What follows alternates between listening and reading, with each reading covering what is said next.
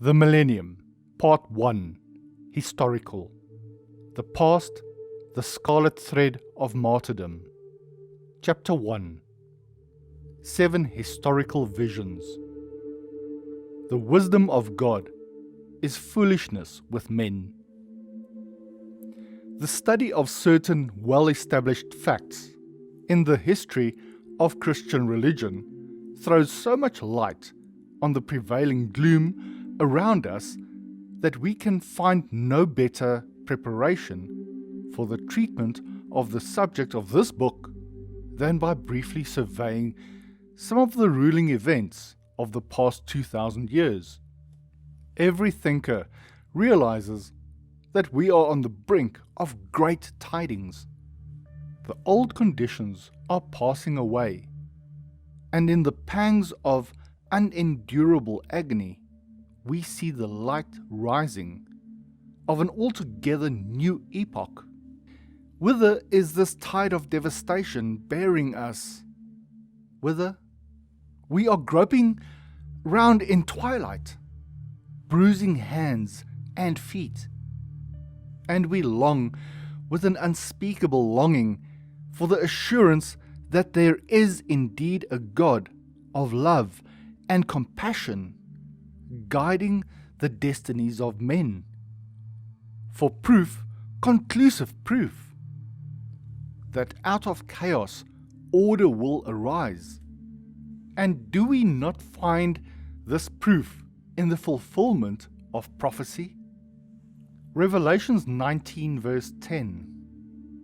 Have we not in the testimony of Jesus the very spirit of prophecy?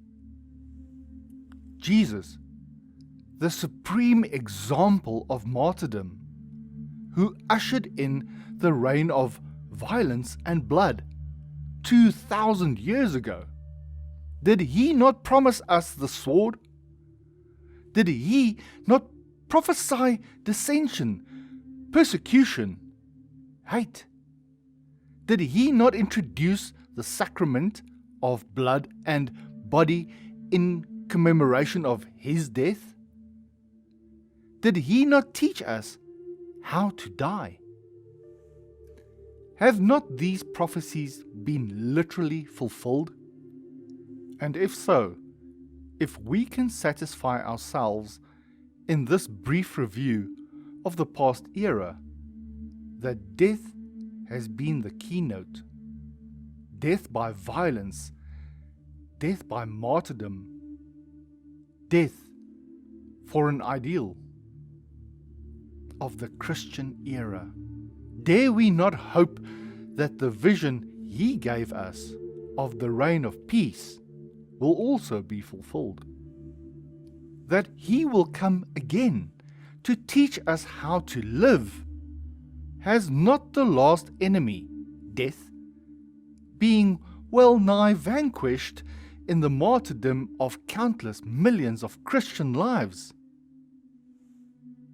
Perhaps there was no other way to vanquish death than by death and through death?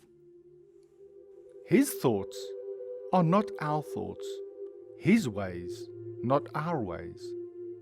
But surely we must use our God-given intellect in trying to comprehend his ways, in an endeavor to fathom his thoughts, that we may serve him to more purpose with deeper understanding.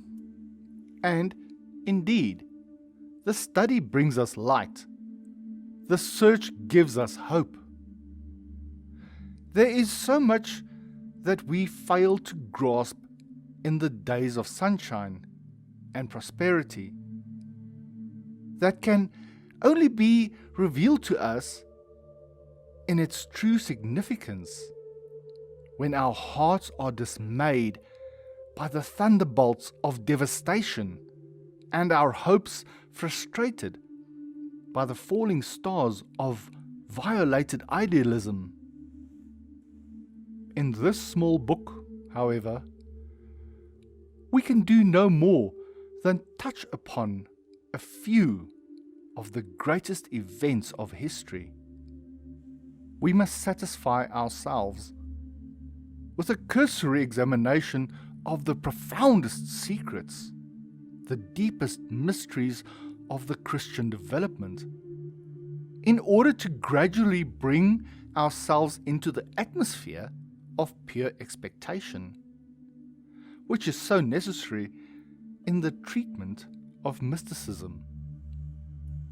For mysticism, as the living bond between God and man, mysticism as the only channel of communication between the invisible and this world, mysticism as the interpreter of eternal truths, is the keynote of this book. The purpose which should not be lost sight of from beginning to end.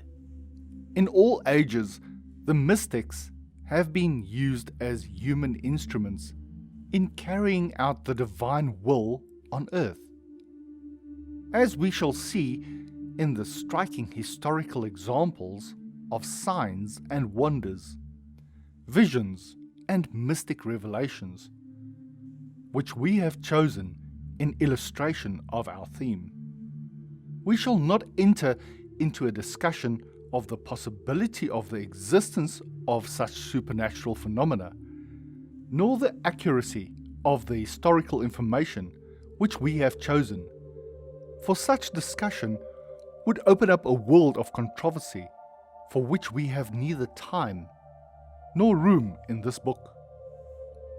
The main point is that most historians are agreed that these visions have taken place, or that the people who asserted that they had taken place were convinced of their actual truth. Whether the prophets, for they are all prophets, or visionaries, to whom these revelations were made, were correct in their interpretation of the mystic messages received by them, we cannot say. We can only judge of the results, and in the cases chosen by me, by way of illustrating the purpose of this book, the prophecies not only literally fulfilled, but were followed by far-reaching and vast consequences for the human race.